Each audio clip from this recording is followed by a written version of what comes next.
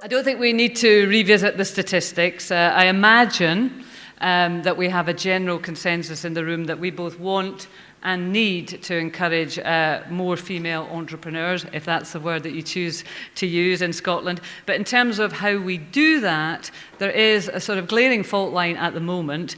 Should we design services and support specifically for women, or is gender irrelevant? And of course, we can always consider a mix of the two. So we're going to tackle that one head on to start off with. But clearly, there's lots of things that we can be talking about today. And I want it to be a very free and open discussion. Please don't think you've got to stick rigidly to a track.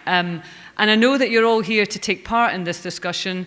You're not going to sit, I mean, much as these people have got lots to tell you, experience and great ability, it's not a listening session. I really want us all to have a conversation. And on that, actually, can we alter the lighting just a little bit just to make sure that we can see everybody?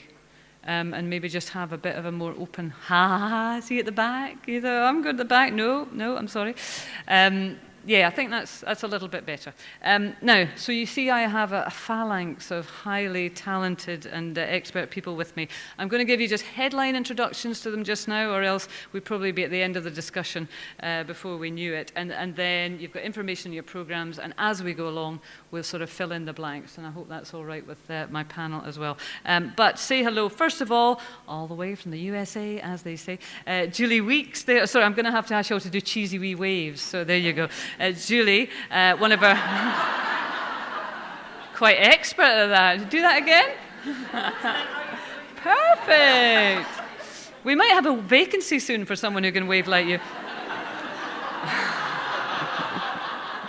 I didn't mean it like that. I take that right back. Julie is one of our keynote speakers today, and you'll hear a lot more from her this afternoon. We have Sonia Brown from the National Black Women's Network. We wave from Sonia. Yeah, it's good. All right, well, let's not make a thing of the wave. Tanya Ewing from Bloom VC. Hi, Tanya. Nora Senior is beside me from Scottish Chambers of Commerce and Webber Shandwick. We have Natalie Creighton. Actually, you should wave your sea salt from Hebridean sea salt. See? You're going to have to perfect that whenever you wave here. Morag Malloy at the end there is from Scottish Women in Business and also Fission Creative. Sandwiched in the middle there, Ian Scott. That was a very good eyebrow. Is a cognitive business therapist. Yes, we're intrigued, Ian. You've got us. You've absolutely got us. And Gordon Merley is from the Royal Bank of Scotland, and he is a nice man. Right, I just want a little bit of a show of hands from the room, and I don't know what terminology that you are comfortable applying here, but tailored support, designed for women, if we take that on one side, and mainstream support, if we take that as a counter. So who in the room here would say, and we'll just do a show of hands at the moment, that you need tailored support for women? Right, what are we thinking, panel? 60%? Just to make sure my eyesight's not good. Who would say that we do not need that we should be focusing on mainstream? Right, okay. Few, did that side of the room give me your hands up again? Yeah. Okay, well, I think it's actually, would you say 80-20? Does that sound, well, that's interesting. So those of you who've identified yourself on the 20 side, you're way out there. No, I mean, what I mean is I am talking to you. Sonia, start us off, because I know that you are very keen on having tailored support for women. You think it's very important. Tell us why. A joined-up approach, or a one-hat-fits-all, assumes that everything is perfect, all the factors are perfect, and everything is fine, it's all equal, and we don't need to reduce the gaps. But what we have to recognise and respect is that women start and grow businesses at different levels and at different points. And the considerations which I think we need to include when we look at the support offered to women is around educational attainment, financial restrictions, occupational segregation, family commitments, We now have more female breadwinners, we have single-headed homes, and we have non-traditional family setups. We also have to remember that women are now going to have to work longer. And really, do you have the skills that require, and it's going to be world-class skills for a global market. And then on top of all of that, we have to think about culture. We have to think about some women facing barriers through religion and traditional norms. So I say a one-hat-fits-all approach doesn't fit a dynamic market made up of micro-niches. Okay, all right. Hand the mic, if you don't mind, to Tanya Ewing next to you. Tanya, who is the founder of UGICO, have I got that right? Which is basically massive. That was a good explanation. Do you recognise all of those barriers and think that we do need specifics to get over those? No, my own personal experience, but this is just my experience. You know, I feel like after 7 years of coming up for air to see actually how everybody else is getting on. But when I started out with an idea and some sketches, I was still registered disabled, so I had gone through trying to get out of a wheelchair, so I was still using aids sometimes. I didn't have my driving licence back. I was dyslexic, so you know, I've got all the challenges of that, which actually I find as being actually good. I like being dyslexic. I think it's not a handicap at all. That's for another day, that one. I was also going through IVF. I just had my first computer. It took me 6 months to understand the reply all button. You know, I didn't have anybody sitting next to me teaching me how to do it at a workplace. And at no point in my journey have I had any problems or issues at all getting any help or support that I required just for asking. Also, I knew my customer base was going to be, you know, not gender specific. It was just, I was going to have to sell the product out there. So no, I don't feel there is a need. However, there's two areas that I feel myself, you do need to give bespoke support to women to get over different hurdles that they may face, but not for general business support. I mean, are you saying then, if you're determined enough and you want to do it enough, then regardless of gender, you can do it? Is that the message? Oh, absolutely. You know, I was my bump and I was asking people to help me free of charge, and at no point did any of them say, just get yourself home again, you're about to be a mum. You know, they were really, really helping me, of all types of people and all types of workplace, you know, of organisations and workplaces were falling over themselves to help me. But I think it was maybe my attitude and my determination that won them over. So is Sonia seeing obstacles that aren't there? As I say, I'm coming up for air. I don't know what's out there for everybody else, but I, myself, living in Scotland, have always said I would not have got my invention out there as quickly as if I'd lived anywhere else in the country. I think we've got a fantastic support network throughout Scotland to help any types of businesses get themselves established. Right, okay. I want to bring in the audience now, but before we do, just because everyone will be now curious, tell us a bit about UGICO. At home, with my illness, like to keep my heating on rather than wear lots and lots of thermals. And I got a very big gas bill, really big gas bill. And I got annoyed at myself for actually letting it get that high. And I thought, if I just turn my radiators down, what difference would the cost make? So I went to look at my meter, not to read it, but to engage with it. And it's rubbish. It's outside as well. It was freezing. So it wouldn't tell me. So I went online to try and find something that would display energy live, would show me live energy. And there was nothing, absolutely nothing, only smart metering. And smart metering is meters, they're in cupboards, they're hidden away. And it was my vision that we would all have live energy, some form of being able to see it immediate. So as you turn things on and off, use things, you can see the cost immediately. So you can take action, you can make informed decisions. And there was nothing. So when I put in my patents, I was one of 3 individuals in the world that I'd ever put it in place. An engineer? Were you an inventor in that field? I mean, what was your level of expertise? No, nothing. I didn't even go to college or university, and I just did lots of jobs. I think lots of jobs probably helped me, you know, be inquisitive. It was the idea that this would be a useful thing, and then you presumably had to go out there and source all the kind of expert. Yes, it doesn't just happen. You have to work very hard and find a lot of different people to give you the support for different things that you require. So there was a massive amount. I remember after only 3 months, I listed how many people were helping me. It was 54 people. I wasn't paying them. They wanted to help me. So give us a good news story. How successful did UG Co become? It's getting there. I think one of the biggest successes... You can tell she's been modest on that, can't you?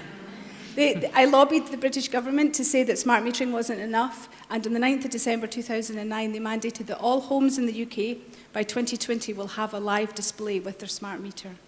So if anything, I've changed the way that metering in smart homes is now going to be forever. It's not just within UK and UK, but in the world.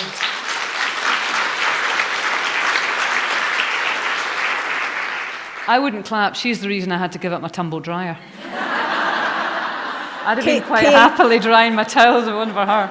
Kay, I remember the programme. You had underheating in your bathroom. Yes. I had to switch it off because my bloody meter told me it was costing me a fortune. Yeah, but until you got one of those, you had no idea. Oh, I loved that underfloor heating. Anyway, I had to get a pair of slippers. No, I'm totally respectful of what you've done. Right, okay, I want some opinions. I know some hands came up to say no, they don't think we need tailored support, and other people who feel that we do. Let's maybe some of the voices who feel that we don't need tailored support, and tell me why you think that. And now, I've already flushed you out, so don't start going cold on me, please. There was a lady down here, yes. Can we get a mic? Here we go. Just probably easier with them.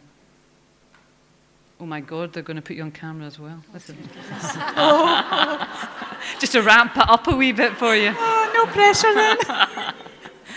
I think I'd said no because, and again, it's coming from my own experience, and I think if you're determined enough and you're prepared to get out there and ask for the help and keep driving it forward.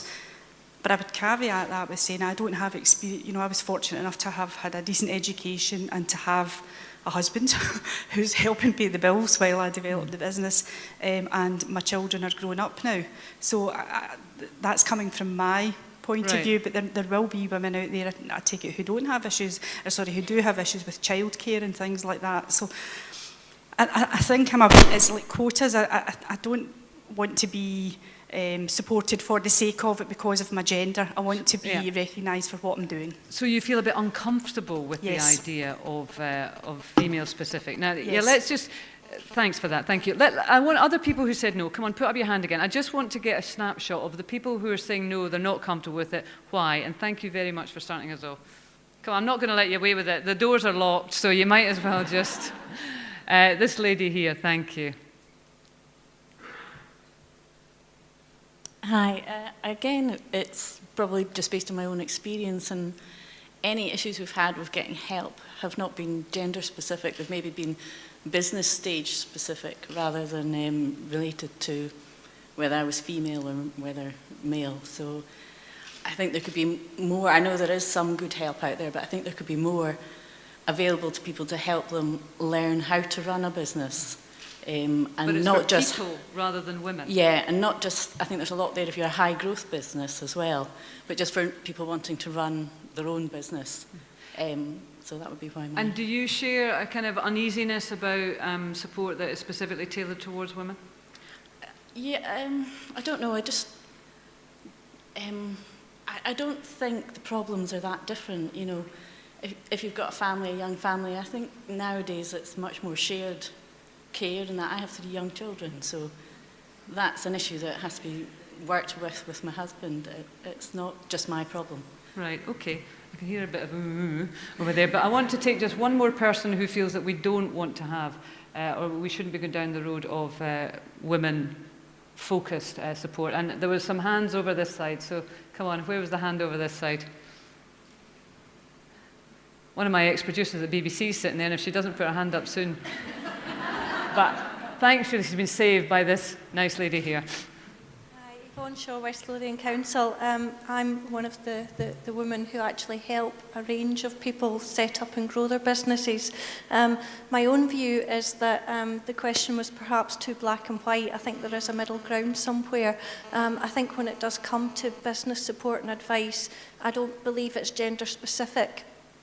I do, however, think there is work to do before that stage to help women develop confidence, to develop networking skills, maybe to develop sales skills that they wouldn't traditionally have because of the job roles that they've had previously. So yes, I think there should be advice to get women to a point where they then can successfully move into business. But I think the actual business skills is something that's fairly generic. I'd also say that in our team of business advisors, we're probably fairly predominantly women, so I don't know if maybe the men locally would prefer having their own gender-specific support there too. Sonia, how do you respond to these kind of comments? People feeling slightly uncomfortable. And it's an interesting distinction you make, actually. The business advice, I mean, business advice presumably should be gender neutral, because the best way of running a business is presumably the best way of running a business, regardless of your gender. But it's getting to that point, I suppose. Yeah, I think, that we've got lots of women are not the same. We're just not the same. And we have to recognise, yes, if I'm confident and I've had a really good start to life, and I'm fortunate to have a very good husband who supports my dreams and aspirations, that's all fine. But there's a vast majority of women who don't have that support, who don't have that educational level, who don't have that opportunity to develop enterprise in a standard route. We might be trying to get to A to Z, but not all of us will have a straight route. Some will be zigzags, it will be an S-curve for some, and we need to recognise that. And one of the things that keeps coming up for me is that we cannot use our personal, always depend on our personal viewpoint to define a national strategy. And men do have men-only networks. They do have their gentlemen's clubs where we're not allowed in, and they do make decisions there. And, IODs and chambers of commerce were formed by men for men. And we have to recognise that they network differently from women. And so there's things that we are, or places and environments and situations where we are not part of the conversation. And we need to start taking ownership for our development. And if we want to see more women starting businesses, we need to help other women to start businesses. What do you envisage, Sonia? I just think that, enterprise is vibrant, it's energising, it's a fantastic opportunity for people to come in, no matter what your background. Enterprise is fun, but it's hard work, and it's very difficult sometimes, and it's very lonely, and, passion can get you there, but you still need to make profits, and sometimes we don't have access to the information, the skills, the knowledge, the support, the networks, the role models, the champions. There's a whole list of things that we are... Yeah, but that's what I mean. What are you proposing then that would bridge that gap? I'm a great believer in networks, because the old boys networks work because it works. Female-only networks? I'm totally for female-only networks, and as you build your confidence, build your skills, you can then integrate into mainstream. Some people can go straight into mainstream, but others may need to take smaller steps, more focused steps that cater to their needs and desires. So if you're a single mother, there was talks of single mothers wanting to set up businesses.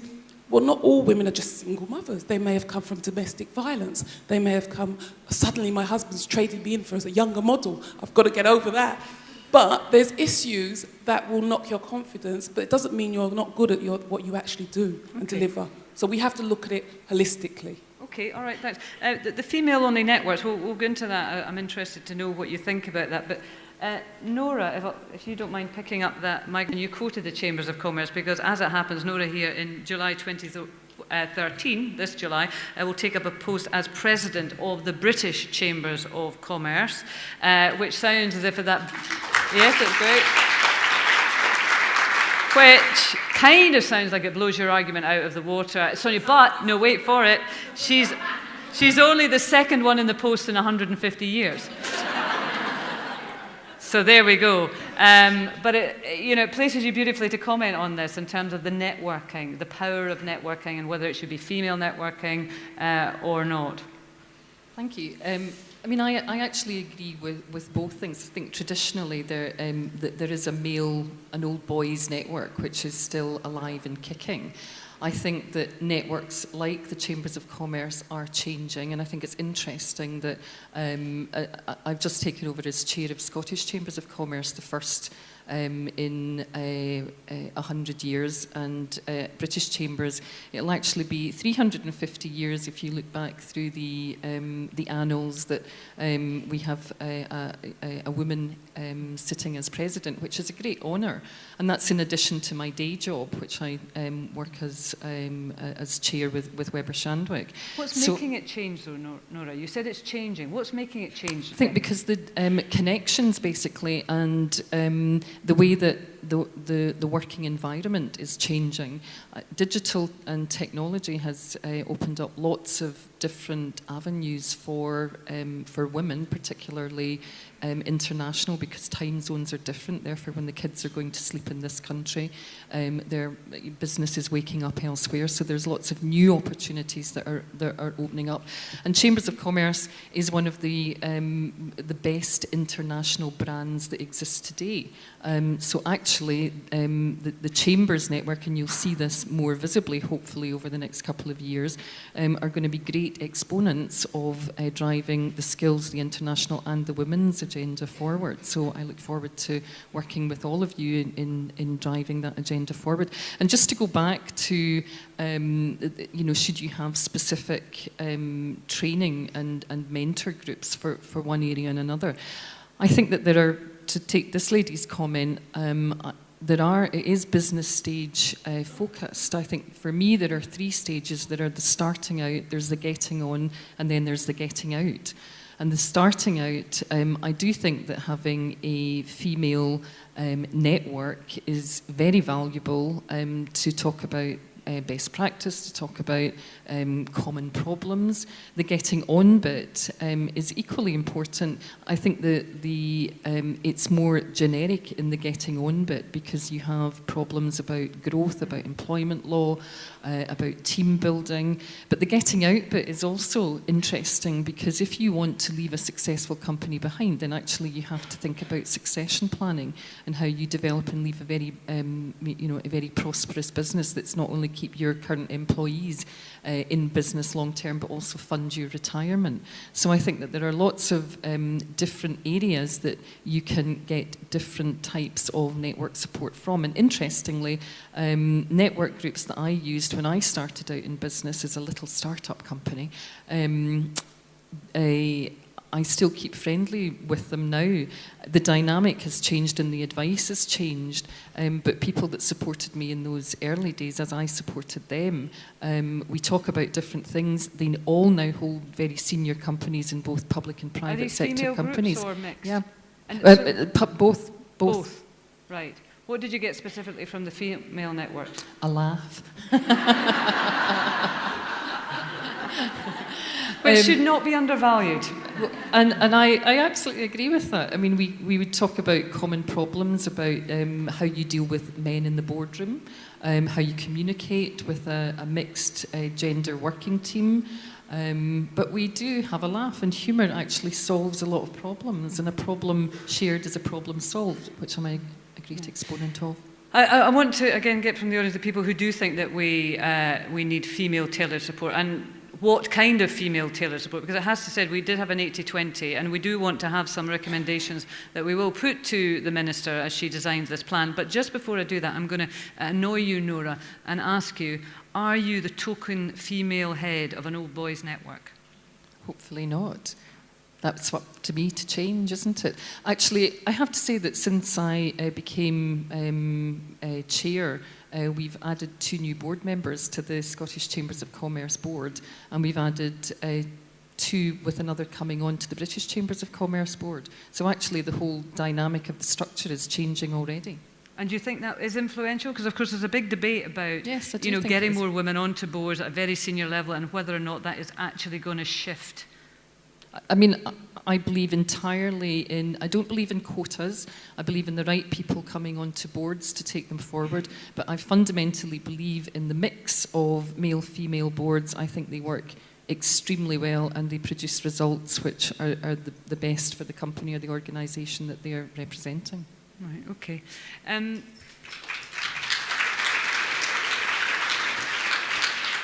Right, some of the people who are in favour of tailored support, again, just want to hear your thoughts. Lady up the back with her hand up, thank you. Sounding like an auctioneer here. 200, is that fine? 250 will be. Hello. Hi. Yeah, I started a network for women, specifically for 40-plus women, to help them get the confidence and to help them connect with other women with different skills to move forward. Strangely enough, although it's tailored for them, a lot of men have started joining. So I think there's a sort of crossover. But I think there is a need to have some women-only networks for women who need that sort of support and acknowledge the problems we have. We started doing some networking recently. We did one in East Lothian with the council. And I was trying to get women to come, women who have little businesses, micro businesses like cake makers or things like that. But what I did find is some of them feel intimidated coming to networking, normal networking meetings where there are a lot of men or a lot of suits because they feel lesser. So there is a confidence issue with some women, and that's what we're trying to address. So in terms of a female networking group, is it moral support that you're giving, basically? No, what we're doing is we've got women coming together. I mean, I wanted to start a business, and I needed other women. I needed people with different skills to make it happen. So I was able to come together with these women. And my business idea was to create a website to enable other women to do exactly what I've done. Now, we say together we're working because I will say I'm over 50. And I did feel at the time, I was a bit scared about making that leap because I've been in normal employment. And I thought there are probably other women out there or people who have ideas that can't move forward without someone else with different skills. So we're at the point now, we've built a website, and now 4 of us will go for funding. And we want to enable other women to do the same. But as I said, it's been strange that quite a lot of men have thought that's a really good idea and have been joining the website, even though the blog, etc., is for 40-plus women. Right, okay. Oh, great, we've got some more hands. That's smashing. I want to hear from people and just get your thoughts. So I'll go the lady here. Yes, sorry, I'll just describe your dress. Who's wearing a nice black dress with cap sleeved. I'll do my David Dimbleby. I don't know. I thought I was very decided, but now I'm a bit on the fence. I'm a business development manager at Indes, and I'm not an entrepreneur. But I work with entrepreneurs every day, male and female, and I think it's safe to say that any service I provide for them is specifically tailored because there are different business needs to every single business and to their education levels. So the specific question is, should there be tailored support for female entrepreneurs? No, there should be tailored support for entrepreneurs. I'm 26, I have no boyfriend, husband, children, nothing. I am perfectly capable of doing exactly what a man can do now. But when it comes to the future and I have a child, who knows, I might need extra support, but so might my husband, so might my partner, so might my parents who are looking after my child whilst I work.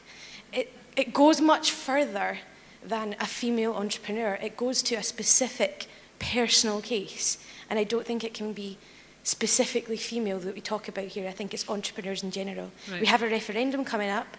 If people who want to have an independent Scotland, we needed a sustainable economy, and that's for entrepreneurs, not just females. So tailor to the person and not to the gender. I know that, Sonia, your opening thing was, well, that's okay if it's a level playing field, but, you know, in many instances it's not a level playing field. I wonder if there's also an element of a kind of generational difference here, which is a good thing, I think. Who was the hand down here, the lady here? Thank you. I believe that there should be tailored support for women based on our society is changing radically. If we go back to, say, my granny's generation, we wouldn't be having this conference in my granny's generation. There wouldn't have been, 200 women all running their own business, interested in starting their own business and talking about enterprise. I've got a daughter who's 11. I'm hoping that by the time my daughter's in a conference like this, there is no need for it because we have reached that stage where the one-size-fits-all approach really, really does work. But what we've got in the room here, what we've got at the moment, is we've got a generation of women who have gone from, they are breaking ground. The laws are changing. you know, not so long ago, I remember a wife was taxed, her income was taxed as part of her husband's income. You know, we're still talking about kind of 100 years before women get to equal pay. And so I don't think having a one-size-fits-all support network or kind of package works until we're a little bit further down the line. So can you give me some examples of the kind of tailored support that you think would be beneficial? I think it's the support that helps create that equal playing field. So until, I guess, we stand in the playground and we see as many husbands picking up children from school as we do women, until, you know, the kind of the dad is maybe the primary caregiver, or just assumed to be the primary caregiver. That's a societal issue, isn't it? So do you see this as a societal issue rather than a business issue? Yes, it is. It's about more than just, here's a grant because you're a woman. It's about society creating the situation where women and men can be equal in business. Right, okay. Thanks. I want to bring in Julie Weeks on, then I'm going to speak to Ian and Gordon, but I just thought I'd give them a bit of warning, make them a bit nervous for a wee while. No, nothing makes these guys nervous, I know that. But Julie, well, tell us a little bit about, is it Woman Able? Is that how I say it? Yes. This network in the States. And I think particularly addressing that question of, is this a societal issue that we have to try and take steps to change? I think what's important to bring into this discussion is the fact that women learn and lead differently than men do.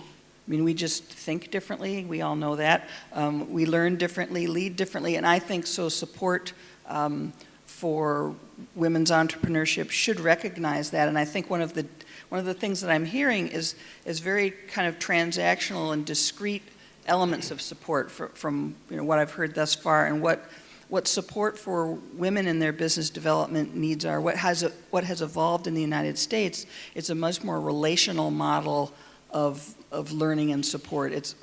I'm comparing women's business centers in the United States with small business development centers in general, and a small business development center is come in, take a class, and leave.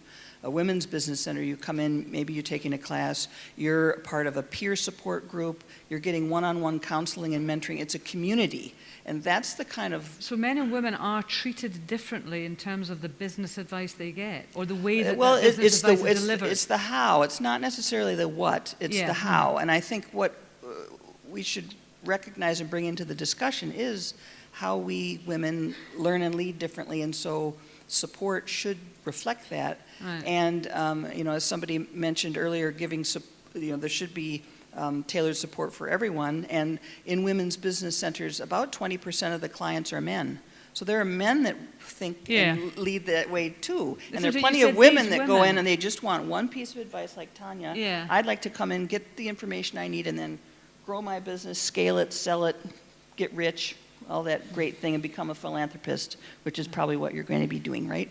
So, I think you need to have... But I'm just wondering what Tanya, would you have gone, Tanya, to a women's business support service, as described there by Julie? If I thought it was going to give me what I was looking for, the information, I went to whoever I was needing to get what I needed to get over that stage.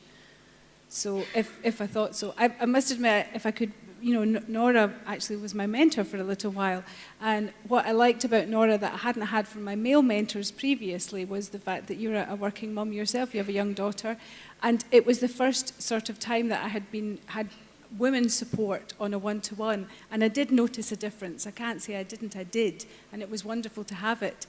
But to be honest, we hardly talked about it because you're so good at mentoring on the business side that we actually didn't have much women talk. We did get right down to the business. Right. So it's whatever's required at that particular time. But at quite a discrete level, it was something, the fact that Nora was a woman was something that kind of felt right. Oh, I loved it. Yeah, absolutely loved it. Do you want to sit together? Can I bring in Natalie here? Natalie Creighton. Wave your salt again, Natalie, go and give it another plug. Set up Hebridean Sea Salt 2-3 years ago? We launched in July 2012. Oh gosh. Yeah, so we're quite new. But working on it presumably for a while before that? Yeah, there was about a 2-year development stage before that into sort of the technologies and the market as well. Right. What kind of support did you feel you needed? What did you get? And what's your thoughts in terms of having tailored support? I'm not sure about tailored support. I think it is, it's the individual's experience. And with me, my first initial approach to anyone wasn't positive. It was, I wasn't taken seriously. Oh, why do you want to do this? Oh, your financials. They just didn't believe in anything that I had written and done. And did you think that was attached to your... Actually, before you answer that, Nora has got to go, so let me get her out of the thing. She's got a train to catch. Apologies, Natalie, and that was my fault. I should have watched the clock there. Nora, thank you very much. Thanks for joining us. Sorry, Natalie. Did you feel that you weren't being taken seriously because you were a girl, or what? I feel that it was my age as well. I was in my sort of late 20s. I was quite bubbly and, very enthusiastic. And sometimes it was more of a generational thing that someone who was older and more sort of experienced in business just thought, oh, go away. You get kind of, maybe I was getting on their nerves because I was so enthusiastic, and it took a long time, a lot of perseverance from me to move forward and get funding and be taken seriously with my idea. What makes me think, actually, Julie, that what you were talking about, a sort of a business centre that takes mainly women in, but you were saying that some men are coming in who also want to be dealt with in a different fashion. Maybe part of this is also that we have too hard and fast an idea of what an entrepreneur is. It's Alan Sugar, and he barks at people, and he says you're fired, and if you've not got balls of steel, you better get out of it. Accent very dodgy. But, and perhaps, a woman can get into that mould as well, as long as they also adhere to those kind of stereotypes. Whereas you, Natalie, going in, not conforming to what people would perceive to be an entrepreneur, you're really missing any mould, aren't you? Yeah, very much so. And I've got 3 young children who I speak about all the time. Why not? Don't speak about the kids. Well, that's what you feel. You feel, should I speak about my children? But why not? They're a huge part of my life. It's like, why shouldn't I? It's 2013. Come on, get a grip. But the first I had, actually got Highlands and Islands paid for a management consultant to come and work with me for a day. Great guy. But the first thing he did was sit down and say to me, he was like a football manager. And he was like, come on, you've got 3 young people at home. How are you going to do this? I rely on my wife to look after my kids for me. How are you going to do it? And I was like, well, I do have a partner. They do have a father who is capable of looking after them. Natalie, you've upset Ian sitting next to you. But he turned out he was actually a football manager for Queen's Park Rangers. Or he was like their top scorer for the year or something. But yeah, so I was right, Yeah. Let's pass the mic to Ian and let's get his disgust here. She's got 2. I don't know whether is this about focusing on women specifically, or maybe changing the way that we deliver business advice in a more wholesale fashion. This is an emotional topic, and I think the key thing is that no business starts with a plan. It starts with a conversation. And if you don't give people a chance to have that conversation, it won't happen. And all the obstacles that we're talking about here, all the issues of tailored support, come out of the fact that we don't allow people to have conversations. And we've come up with a system which is crap. And it's all about outputs and indicators, and it's nothing about helping entrepreneurs. It's actually about helping people fill in figures and forms. And if you go down this route of tailored support for women, you are being complicit in a support network and a system that is not working. It's an opportunity to actually stand back and say, an entrepreneur sees the world the way they want it to be. You want to see the world the way you want it to be. Seize this opportunity and do that. I mean, your experiences are absolutely no different from when I left teaching 20 years ago, and the business advisor said to me, why do you want to start a business? You've got a good job. He ended up running the bloody business startup stuff for Scottish Enterprise. That's the kind of atmosphere that still prevails. So I think it's really a great opportunity. Stand back and change all of this. If it's an emotional subject, as I said, think now about what you actually want to see happen. And there's another key point that's coming out of this. Once you start saying the system works like this, you go down that route, and then you start talking about creating the equivalent of old boys' networks, but it's old girls' networks. I don't like networks, and I'll leave you with this kind of thing, which really was the catalyst for me. I had to drop some stuff into a guy who was a solicitor, and he was a member of what was called the RAC Club up in Blythswood Square. It's now the Blythswood Hotel. And he sat there, and I handed over these photographs. He went, "Don't do that. It's a club. You don't bring paperwork into the club." And I thought, what the hell am I doing here? And what am I doing with this guy? I don't want anything to do with you. Which really leaves the central point, entrepreneurs are outsiders. If you want to change something, recognise that you're an outsider and start going out to change it. Don't play along with the system, because the system is about networks, and it will never work, and it will always screw you over.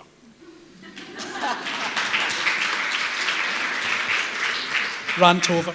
Well, 10 minutes to go and he chucks in a grenade. Can I have some thoughts on that? Because here we are talking about, taking back some recommendations to the Minister for Youth Employment and, how we design a more female-friendly business environment. And Ian saying, rip it up and start again. What do you think, the lady here and then the lady here? Because one question I haven't asked is whether or not we need a women's enterprise minister, which was one of the kind of key questions that I should ask.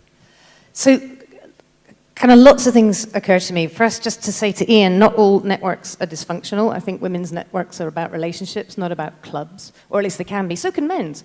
But I think, for me, it's kind of a bit of a no-brainer. You need a mixture for all sorts of reasons. But one thing, for reasons that Sonia has talked about, and Julie, one thing I think that hasn't been mentioned is the opportunity, the political, the social opportunity in terms of, we really are here at the end of, 5,000 years of patriarchy. I'm not going to get all bangy feminist about you, but, we're at a really interesting point in terms of capitalism. What does grown-up capitalism look like? Women tend to be not so much interested about growth and profit. They tend to, and I use the word tend to advisedly, be interested in social responsibility and about creating good jobs. So are lots of men. But what's really interesting is when you get a group of women in a room and somebody is starting an ironing business, you don't get a snooty guy going, women's work, ha, ha, ha. It's just about creating a creative environment where a group of like-minded people can share and synergize and create energy. Why not? Well, yeah, you say why not? And to be honest, when I was sort of looking at my notes, sort of preparing for this, I would have said the same as you, I suppose. Well, it's a no-brainer. I mean, okay, let's have both. If some people want to take advantage of it, equally, that's fine as well. But I suppose you could put the argument, and it is only an argument, that if you have female-only networks, it might, in Ian's view, which I hadn't foreseen, be kind of propping up a bankrupt system that actually you want to tear down completely and start again, discuss, or perpetuating that idea of women as being a special case, which some people might feel is not a positive thing. So I know what you're saying. Immediately, the let's have a mix is a no-brainer, but you could argue that there is a downside to it. You could argue, though, equally that women's, I think, healthy, functional women's networks will never exclude men. I mean, in my opinion. I mean, one of the key things as well, I work for a charity called Women On to Work, and we work with women who are in crisis, a lot of women returners, survivors of abuse. And the key thing for us, you can teach people business skills all you like and employability skills and all the rest of it, but what it all comes down to is confidence. And, I appreciate and respect the women here who say that they're determined and their husbands help them and they're very confident they get what they want. Of course they do. But the facts of the matter are that a hell of a lot of women aren't. And women find that being in an all-female environment, not all the time, but sometimes, can really help them develop that confidence. Then they can go out and use that confidence in the mainstream and change the system and do all of those other wonderful things. But there is, I think, definitely a place for gender-specific support. Incidentally, just out of interest or maybe not, if I were setting up my own business, and it's something I'm thinking about, I may not access gender-specific support myself. I would hope to contribute to that, but there is a place for it, absolutely. Well, and I suppose if it were to help boost the numbers, if you like, and redress the balance a bit, because the numbers, as you heard this morning, are pretty poor, then it might fundamentally shift the axis of that bankrupt system, as you say, Ian, and make it less dysfunctional than you clearly think it is. So the one word I would use actually is judgmental. And I think any system that's supportive but not judgmental is the one we are after. And it really is interesting that one of the key points, just taking back what you've said there, is women networks are less judgmental than male ones. And particularly in that interaction. That's one of the things I've found with a lot of the programs I've run. But that comes back to letting people have the conversation about why they want to start the business. Sonia, what did you want to say? It's quite interesting because one of the things that we have to realise that many of us are micro businesses, and the way that we're going to grow is through relationships, and the new currency is partnerships and joint ventures. But you need to build trust and be able to start that that dialogue. And another thing in terms of our network, we started as the National Black Women's Network, and we used to get lots of calls saying, I'm not black and I'm not a woman, but I want to come. So we had to form a mainstream network, which is how we got Let's Talk Business. And what we found with business is that people are looking for a new way, a new model to do business. The days of Blockbuster are over. That's why they're bankrupt. We want eBays and Amazons, which means a new thinking. And for young people, the reason why you have that confidence and you believe that you could go through, it took hard work to get us to where we are today. And we're still fighting to get the changes we want to see. So this may be the way you do business now, but it took a long time for us to get there, and we are still fighting and championing to see the landscape that we feel women should have to run businesses. Okay, thanks, Ronnie. I want to bring in Gordon, and Morag, you're listening very intently here, so I'll get your impressions too. And Gordon's from RBS. I'm not going to ask you to answer for the banking system, so don't think it. But having said that, you know, it is a key institution within a very conventional system, as we have discussed. Is there an element of guilt of propping up something that is too rigid, something that is exclusive, something that the outsiders, whether that's because they're a woman or any other reason they're an outsider, just finds very difficult to penetrate? So, Kay, you might expect me as being the token banker to look at some of the stats. I think the economic case and the commercial case is compelling fact. We've heard earlier this morning about men-led businesses start up at twice the rate of women-led businesses. That could create 35,000 more jobs. It could create £8 billion for the Scottish economy. And there's an 87% of Women Enterprise Scotland surveyed women want to grow their business. So there's the facts from an economic and a commercial perspective. And I think that's worth knowing and doing something about. That's the first thing I would say. The second thing I would say around that would be, how do we achieve critical mass? Because there are good stories in here. There are great role models in here as well, but it's not critical mass. And I think the point about availability, for me, is also that choice. Our customers want that choice in RBS. We give them that choice of a female-led business relationship manager to support their business. So that availability and that choice, I think, is really important as well. Another part I would say, there's been a lot mentioned today about confidence and role models. I sat in the startup group this morning, and we've got Natalie and Tanya on stage. We had Sheila from Oil and Glass in that group this morning, for those that were in the room with me. The women want to grow that confidence, access to role models that are authentic, that are believable, that they could see themselves being, that inspire them, that they think it's achievable. Not some of the role models that perhaps have been showcased in the UK in the past, or indeed now. And I think it's showcasing those achievements. I think the point that was made earlier about education at a younger age is right, but I think that's also right for boys and young men as it is for girls and young women. I think there's something about that. So that's my view, and I think as a result of that, there's a case to have that mass, critical mass and availability. Okay. And how do we shift there? What's the correct response? That's the thing, and that's what our discussion has been about. Morag, and I'm looking at is it 1 o'clock here? Can you bear with us for another 10 minutes before you have your lunch? Is that okay? I know we're running a little bit over this morning. Is your tummy rumbling, Tanya? We'll get out there soon. Because there were some specifics here about, and you mentioned it there, Gordon, female role models, female mentoring, the networking. I think we've covered quite a lot, and also funding. Morag, would you put any kind of emphasis on any of those aspects more than any other? And then the other thing I want to ask you, again, the question I forgot and I apologise, do we need a women's enterprise minister? And it'd be good to get some thoughts on that, whether you see that as being a positive thing or would it just be another kind of, political structure? I think one of the puzzles I've had about the main topic of this debate is, who are we asking for this support? And there's two types of support. There's the mainstream channels, so the sort of business gateway and the banking and that kind of thing. And then there's the other channels which we've touched upon, and there's been some interesting comments about networks and women's groups and that sort of thing.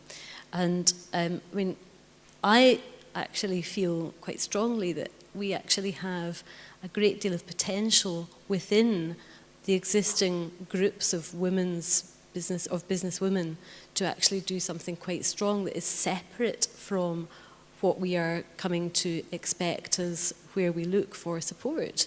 And in fact, we have in Scotland, we've got Women into Business, which is supported by Business Gateway. That lasts for a maximum of 2 years. And then after that stage, there's not really any formal networking. And speaking on behalf of Scottish Women in Business, I know a lot of people come through Women into Business and go to Scottish Women into Business after that, and similarly throughout the regions. We actually have, with those kind of networks, some really powerful, strong, excellent role models who can actually be the role models and create a kind of almost a business growth system right the way through, from startup right the way through, as Nora said, to right. Taking. But they're more localised role models. The regional aspect is only facilitating networking. No, I only say that because kind of usually when we speak about role models, we tend to think of people who are known, publicly. Everybody knows them. And if you think about business role models, oh my God, they do tend to be male. They do. If you went around the room and said, right, name a famous, and I suppose that is, business person, it would probably be a male name that would pop right off the top of your head. But are you saying that you don't have to have that big, high-level role model? I would love to see more normal businesswomen actually becoming role models. I really would. I think that there's a lot of things such as The Apprentice that give businesswomen a very bad name. Well, and the blokes, to be fair. Yeah. But the other thing is, and just on a side issue, and we've talked a lot about confidence here already, women are not that confident at talking about how good they do. But you know what, you're right on that, I suppose, and the lady here brought that up too. But do we also have to be careful of creating a self-perpetuating cycle? How many times do you hear, women are not confident, women are not confident? Are we taking in these messages? My children are 2 girls, 6 and nearly 11. I don't want them to be constantly hearing women are not confident, because they're going to believe it. I don't want them to hear it, and I would do everything in conversations that I'm involved in to make sure that they don't hear that. And I would lie to them and tell them that there's absolutely no reason that you can't be utterly confident, because I'm concerned about that. And that's why I think it was only a week or 2 ago in the news, there was a school down south that was giving their all-girl classes boasting lessons, as they called it. Actually, I think that's great. I think to be able to talk proudly of their achievements Well, is yes, great. but then there's a presumption that you need it. There's a presumption that you're a wallflower and that you need to be given help to boast. They wouldn't give that to blokes. I wonder if we need to start. Oh, I'm going off on one here. I'm taking you off the point, but I do worry about that. Sorry, the lady here wanted to speak, and the lady here, and I'm anxious to get in as many voices before we close. that lady's going to get a microphone. I can see you there, and this lady. Oh, right, I've seen you both. Don't worry. No, don't worry. We've got time. We're fine. I was going to say confidence is great, but cash is even better. And I kind of think that sometimes, the clean tech and high tech, there's a lot of funding, there's a lot of support, and perhaps other industries that maybe more women are not taking as seriously as saying, sea salt. You can see that could be a really high growth international big business. And you need more people to get behind that. I think there needs to be more funding. Like the Edge Fund is fantastic because it is supporting more generic businesses. And I'd like to see more kind of angel funding, et cetera, not just for, as I say, the clean tech and the high tech. Well, thanks for mentioning funding, and I apologise that we haven't had the time to get into that. There's just so much for us to cover because it obviously is a huge, huge area. The lady there wanted to speak, and there's a lady there too.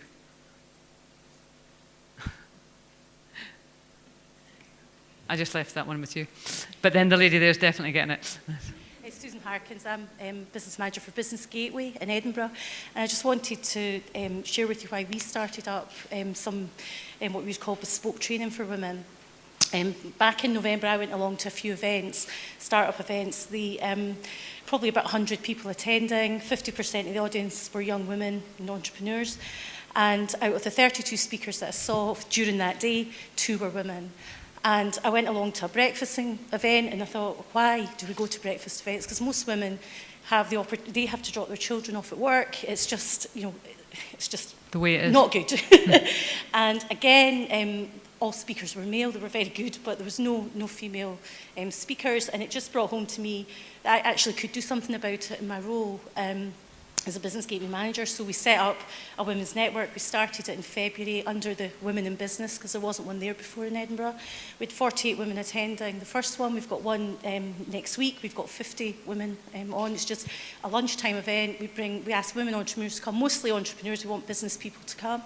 And we just have speakers, mainly women. We also set up a Women Mean Business program. So we do mainstream business support, but we also recognise that I think there's only 35% of the startups in Edinburgh are women, so there's something wrong with that. So we run a bespoke programme, we run 3 a year, and it's taking women through finance, sales, and just, I feel there is a different approach. Women have a different approach to business, and it's about recognising that.